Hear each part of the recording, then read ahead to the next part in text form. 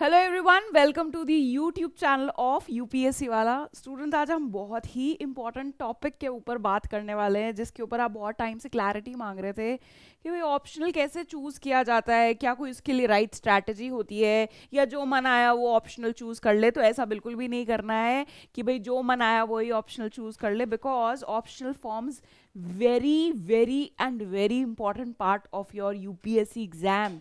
ये आपके लिए ऐसा हो सकता है या तो आप गेम के अंदर हो या गेम के बाहर हो।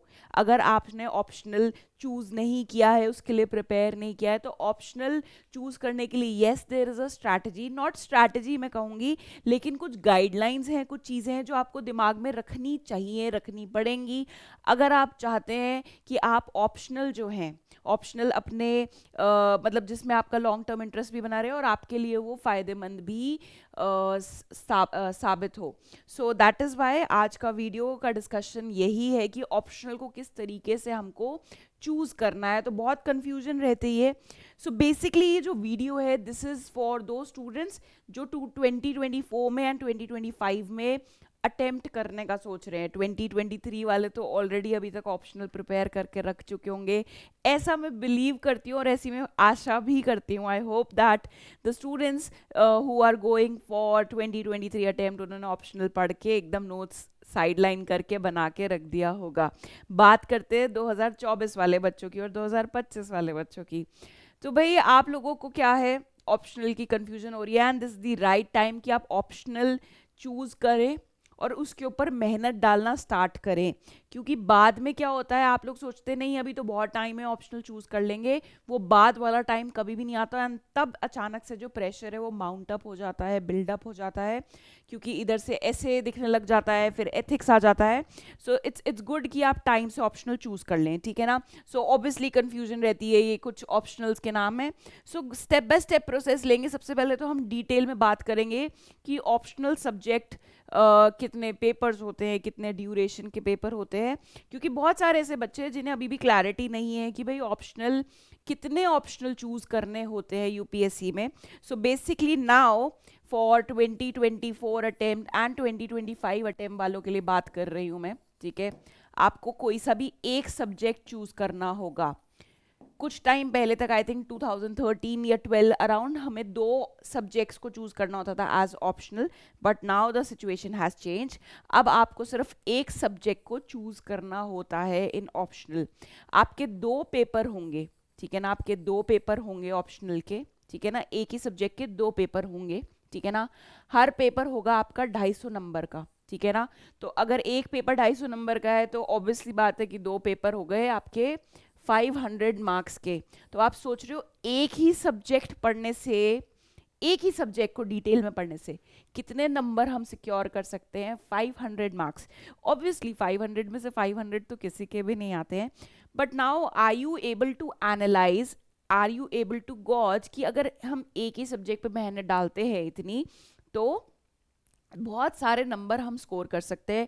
If we compare it to the GS paper 1, 2, 3, उसमें कॉम्बिनेशन ऑफ सब्जेक्ट्स है। जैसे कि अगर जीएस पेपर 3 की बात करें तो वहाँ इकोनॉमी है, you have to learn and talk about environment, फिर साइंस एंड टेक आ जाता है।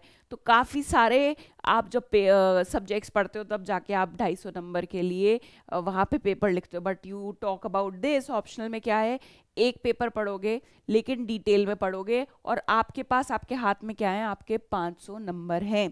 Now why it is a break और मेक सिचुएशन, क्योंकि आपने जितने भी लोग जो सिलेक्ट होते हैं फाइनल लिस्ट में, जिनका नाम आता है, ऑफिसर्स बन जाते हैं, अपनी उम्मीद जो उन्होंने सपने देखे होते हैं उनको पा लेते हैं। आपने देखा होगा उनके 3 पेपर, एक होता है ऑप्शनल, एक होता है एसे और एक होता है एथिक्स। इसमें बहुत अच्छा स्कोर होता है, क्योंकि स्टूडेंट्स क्या होता है, आपको ये चीज़ समझनी होगी, चाहे वो टॉपर हो या एक जो जिसकी AIR 1 है या AIR 50 है, उसके जीएस पेपर 1, 2, 3 में ज़्यादा डिफरेंस नहीं होगा मार्क्स में। उनका डिफरेंशिएटिंग फैक्टर कहाँ आएगा कि वो ऑप्शनल में कितना स्कोर करे हैं, ऐसे में कितना करें और एथिक्स में कितना स्कोर करें हैं।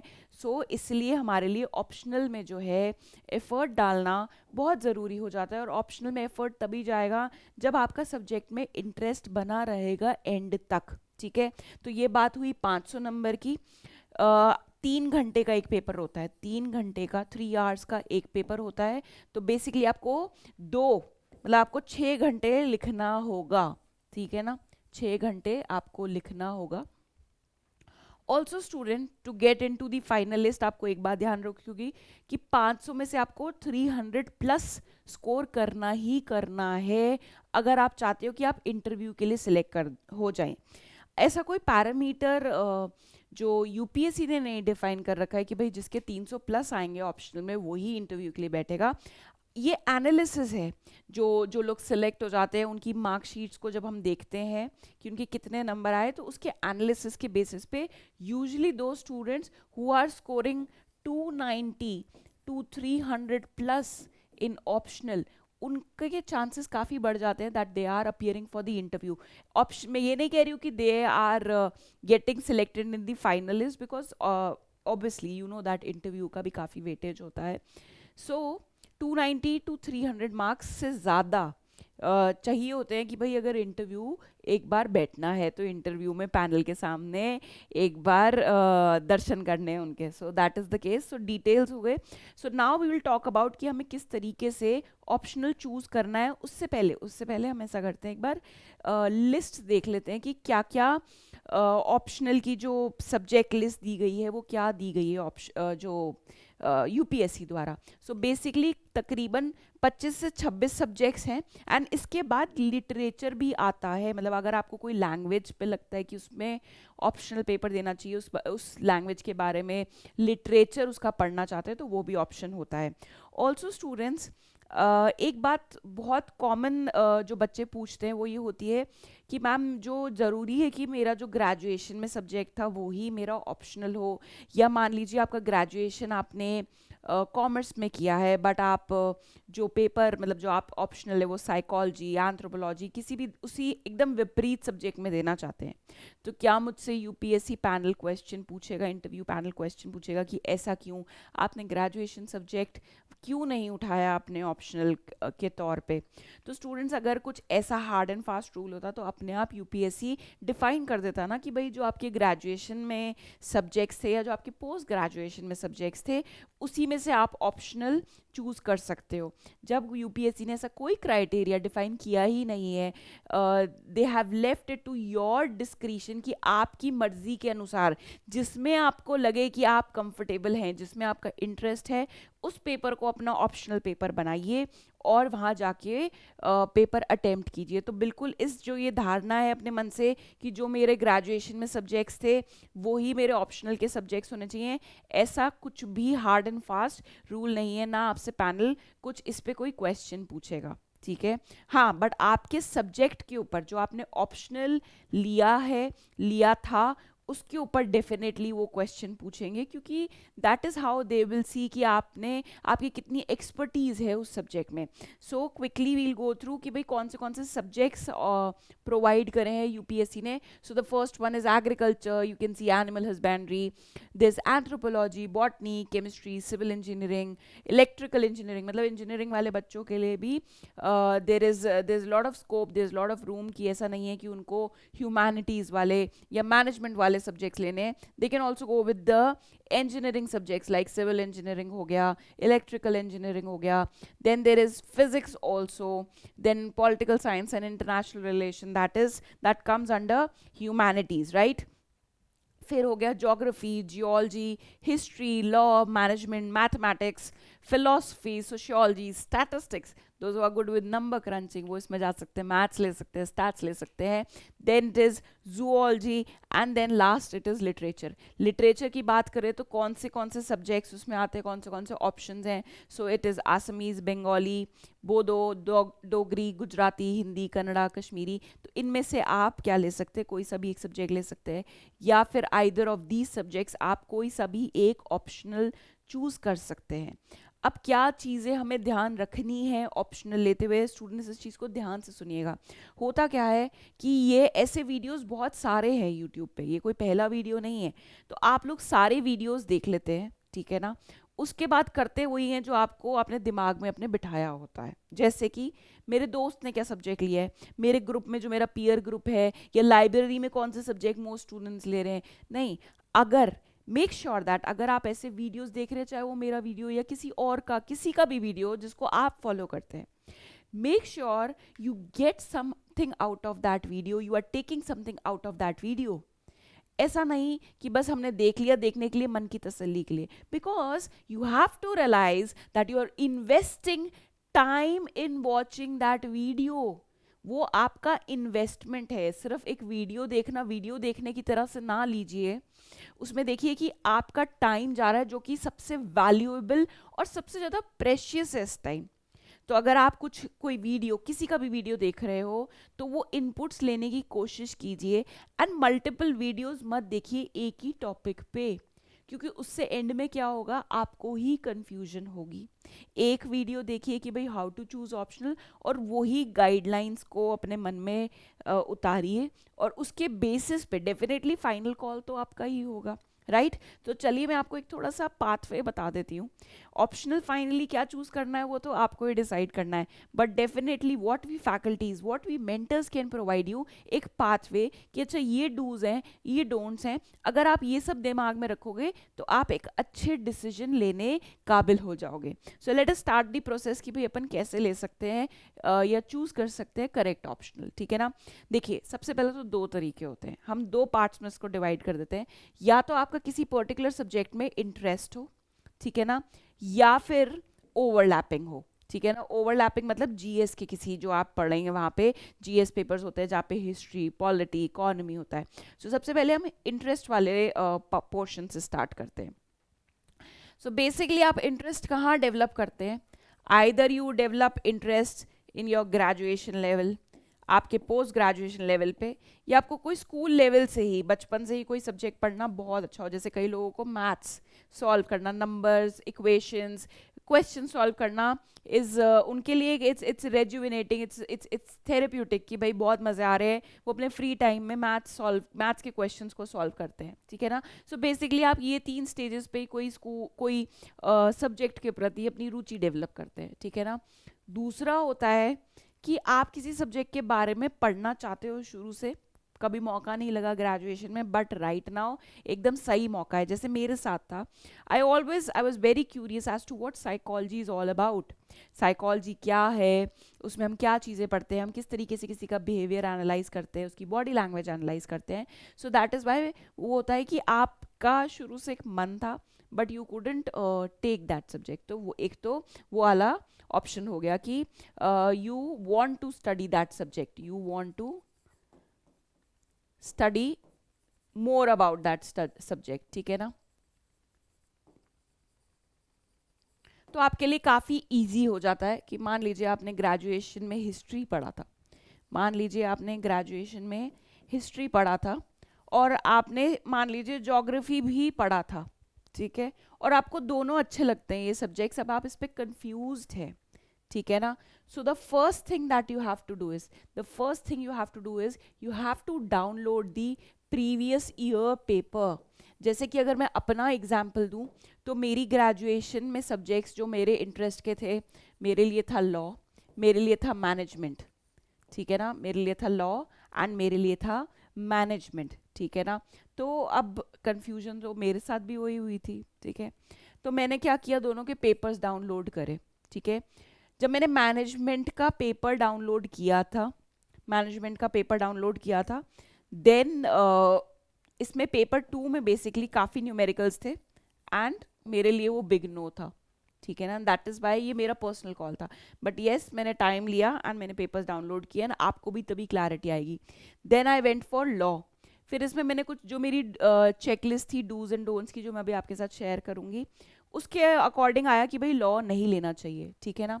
फिर उसके बाद इंटरेस्ट की बात आई, तो मेरे लिए ये ऑप्शन जो है वो एग्जॉस्ट हो गया था. बट अगर आपके पास कोई ऐसा सब्जेक्ट है विच यू रियली लाइक, तो उसके बाद आपको उसके पेपर्स डाउनलोड करने हैं, देन यू हैव टू सी कि भाई कौन सा कितना डेप्थ में आपको, अगर आप उस पर्टिकुलर सब्जेक्ट के बारे में नॉलेज है तो आपको पेपर देख के समझ आ जाएगी प्रीवियस ईयर कि हाँ भाई ये चीज़ मैं टैकल कर सकता हूँ या कर सकती हूँ, and I should go ahead with this subject. But उसमें भी अभी प्रोज एंड कॉन्स मैं आपको बताऊंगी, to do list and not to do list भी शेयर करूंगी, ठीक है। अगर जैसे कि मेरे साथ हुआ कि ना मेरे पास जो मेरे ग्रेजुएशन के सब्जेक्ट्स थे which is law, management and finance, वो मेरे लिए काम नहीं कर रहे थे, now I have to find another subject which is जो मैं शुरू से पढ़ना चाहती थी, जिसमें मेरे सामने जो ऑप्शंस निकल के आए थे वो ये थे साइकोलॉजी, वो था साइकोलॉजी, PSY एंड सोशियोलॉजी। तो अब मैंने दोनों का मटेरियल, जो फ्रीली अवेलेबल मटेरियल है यूपीएससी के लिए, उसको डाउनलोड किया और मैंने दोनों पे 5-5 दिन स्पेंड किए। सोशियोलॉजी मुझे 2 दिन में ही समझ आ गया था कि ये मेरे इंटरेस्ट का एरिया नहीं है, this is something which I would not want to learn, तो काफ़ी क्लैरिटी आ गई, and that is where psychology, फिर इसके पेपर्स डाउनलोड करे, फिर देखा, एंड देन मेरी जो टू डू लिस्ट थी and not to do list थी which I will share. So that is how I zero down on psychology, ठीक है। अगर ये सारी चीज़ें आपके लिए कोई सी भी वर्क नहीं कर रही है, मतलब जो इंटरेस्ट वाली बात कि भाई कोई सब्जेक्ट समझ नहीं आ रहा मेरी ग्रेजुएशन में से, फिर उसके बाद ये भी नहीं समझ आ रहा, कोई भी ऐसा भी सब्जेक्ट नहीं है कि जो मैं शुरू से पढ़ना चाहती थी, जैसे मेरे साथ था psychology, how I zero down on psychology was कि भाई मैं ये सब्जेक्ट के बारे में शुरू से काफ़ी क्यूरियस थी, ठीक है। तो that is how I came to the conclusion and yes the list. अगर ये सिचुएशन इनमें से कोई सी भी आपके ऊपर एप्लीकेबल नहीं है, what you have to do is फिर आप ओवरलैपिंग सब्जेक्ट्स उठाइए। जो जो सब्जेक्ट्स आपको जीएस के लिए पढ़ने हैं, जैसे कि आपको जीएस में हिस्ट्री पढ़ना है, आपको जीएस में आपके ज्योग्राफी पढ़ना है, फिर आपको political science and international relation पढ़ना है, आपका इकोनॉमिक्स आएगा, तो ये ऐसे सब्जेक्ट्स हैं जो आप अगर यहाँ पे बेसिकली जब आप अपने ऑप्शनल के लिए प्रिपेयर करोगे तो आपका जो जीएस है, जीएस पेपर 1, 2, 3, उनमें ऑलरेडी आपको वो प्रिपरेशन में हेल्प करेगा। So this is the shortest way to find out कि भाई अगर यहाँ पे नहीं समझ आ रहा है तो ऐसा सब्जेक्ट उठाओ जो ओवरलैपिंग है, ठीक है ना।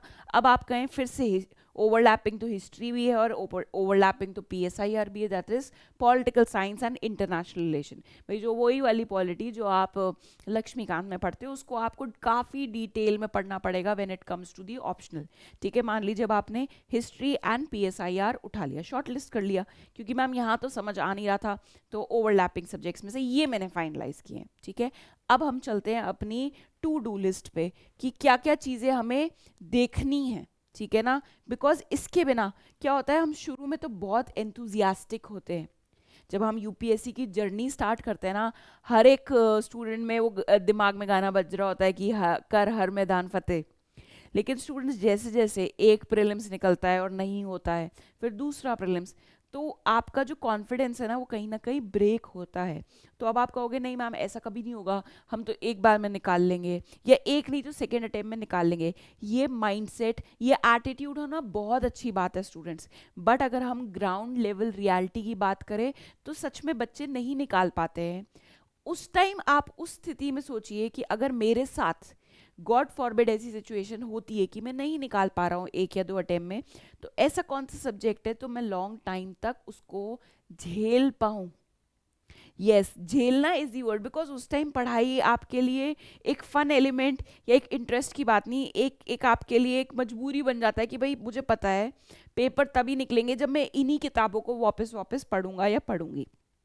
सो मेक श्योर आप अपने से पूछिए कि कौन सा ऐसा सब्जेक्ट है कि नो मैटर कितनी बार भी पढ़ लो, हाँ मतलब इंटरेस्ट बना रहेगा, कुछ ना कुछ उसमें चलता रहेगा, and I will be okay with it, ठीक है ना। सो क्या इसे लंबे समय तक झेला जा सकता है, should be your first question to your self.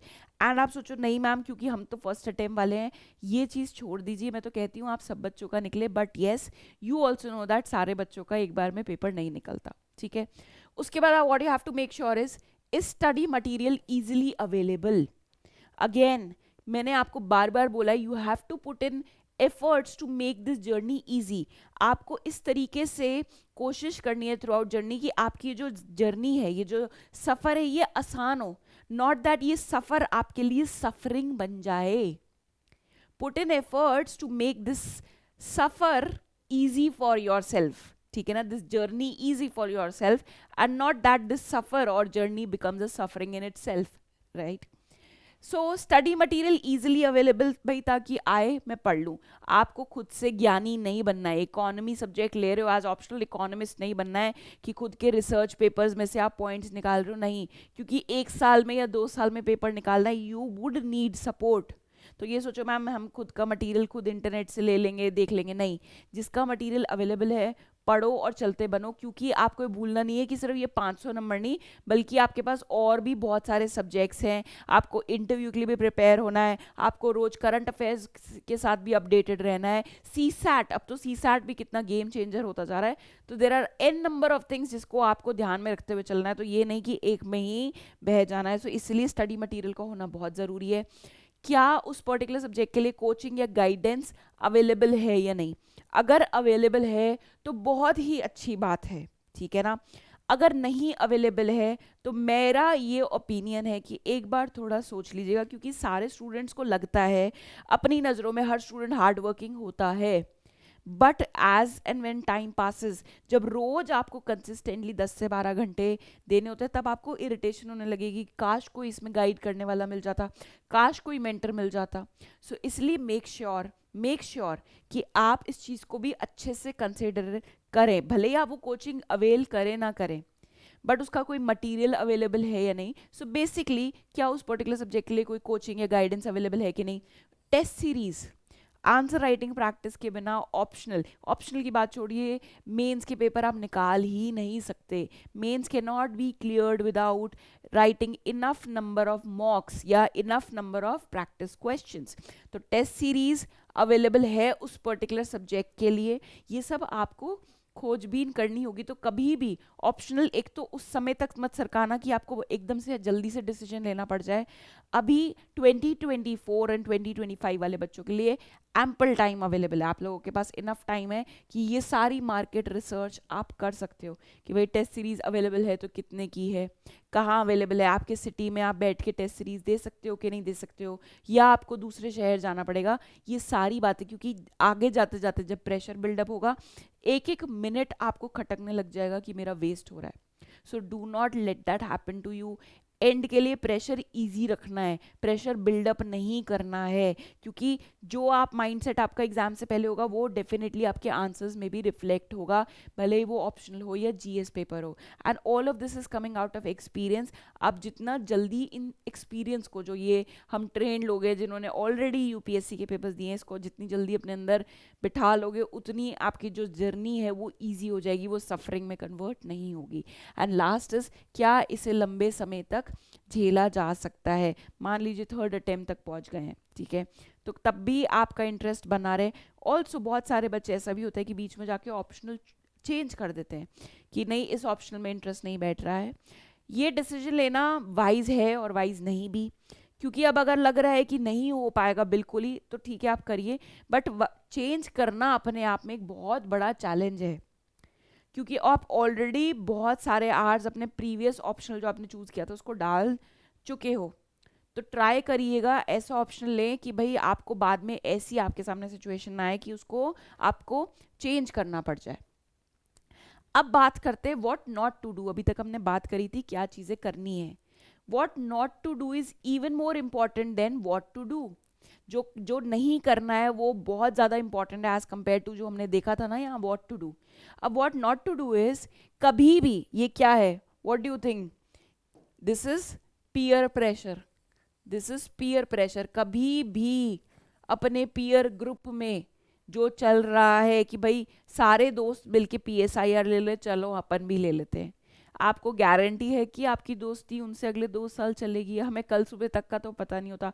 तो this should not be the sole decision making criteria कि भाई मेरे दोस्त ले रहे चलो चलो वो पढ़ेंगे तो मेरी भी नैया उनके साथ पार हो जाएगी, ऐसा बिल्कुल भी नहीं होता।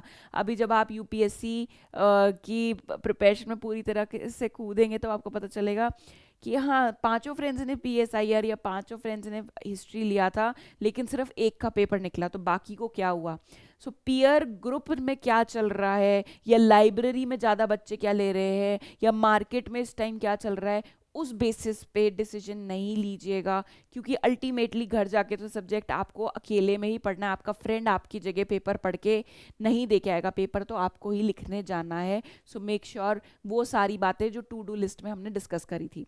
Next is most popular. हमेशा कोई ना कोई एक पर्टिकुलर सब्जेक्ट का ट्रेंड आता है, जैसे कुछ साल पहले तक पब्लिक एडमिनिस्ट्रेशन बहुत ज़्यादा ट्रेंडिंग था, फिर हिस्ट्री का एक दौर आया था, बीच में ज्योग्राफी का दौर आया था, अभी PSIR ऑप्शनल का काफ़ी दौर चल रहा है। तो जो मोस्ट पॉपुलर सब्जेक्ट्स हैं उसके पीछे मत भागिएगा, पॉपुलर है ठीक है, इसका भी दौर आएगा फिर चला जाएगा, ठीक है। अल्टीमेटली आप अगर अपने सब्जेक्ट में अच्छे से प्रिपेयर करे हो, कॉन्फिडेंट हो, enough number of practice papers आपने लिखे हैं, अच्छा इवैल्यूएशन कराया है, इट विल नॉट मैटर कि कौन सा सब्जेक्ट इस टाइम चलन में है। अल्टीमेटली उन्हें कोई, जब UPSC इवैल्यूएटर ये थोड़ी देख के बैठता है कि ये पॉपुलर सब्जेक्ट है इसको ज़्यादा नंबर दे रहे हैं, उनके लिए तो वो वही नंबर देंगे जहां आंसर में जो भी पूछा गया है, जो क्वेश्चन में डिमांड ऑफ द क्वेश्चन है, अगर वो स्टूडेंट ने सेटिस्फाई करी है आंसर में, अगर वो हो रहा है, आपको नंबर मिलेंगे ही मिलेंगे। तो ये पॉपुलैरिटी के बेसिस पे भी बिल्कुल भी अपने डिसीजन को चेंज मत कीजिएगा। Then is topper stock. अब ये टॉपर स्टॉक होती है ना, इसका बहुत इन्फ्लुएंस होता है आपके ऊपर, क्योंकि आपको लगता है ये लोग पहुंचे हैं यहाँ तक, इन्होंने जो ऑप्शनल चूज किया है चलो हम उसको ले लेते हैं।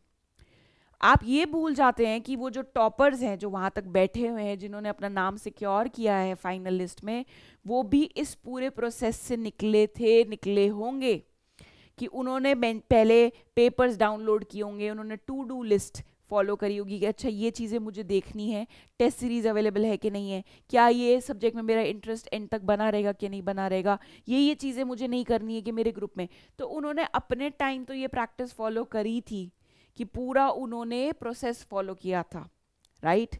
आप मत चूक जाइएगा ये सोच के कि हाँ इस टॉपर ने निकाला तो मैं भी निकाल लूंगा, क्योंकि आप ये देखना भूल रहे हैं कि उन्होंने पीछे एट दी बैक एंड जब वो अपनी जर्नी स्टार्ट किए थे तो उन्होंने यही पूरी एक्सरसाइज को फॉलो किया होगा, ठीक है। सो ये कुछ पॉइंट्स थे हमारे विद रिस्पेक्ट टू कि किस तरीके से ऑप्शनल हमको चूज़ करना है, क्या चीज़ें ध्यान रखनी है, क्या चीज़ें हमें जो चीज़ें नहीं करनी है। सो अगर आप ये चीज़ें करते हैं तो मैं ये नहीं कहती कि definitely you will come to the best decision, but yes not the worst decision. आप, मैं ये नहीं कह रही सबसे बेहतरीन डिसीजन लेंगे, बट येस ये है कि आप खराब डिसीजन लेने से बच जाएंगे, और इन दोनों में बहुत ज़्यादा डिफरेंस होता है। And again in the and मैं यही कहूँगी कि मेक श्योर आपकी जो जर्नी है इसको आप किस तरीके से ईजी बना सकते हो, rather then adding complexities to it. And with this I would like to sign off for the day. इसी तरीके से आगे मिलते रहेंगे हम अपने और टॉपिक्स को डिस्कस करते हुए, स्ट्रैटेजीज को डिस्कस करते हुए, only on the YouTube channel of UPSC Wala. All the best and God bless to all of you.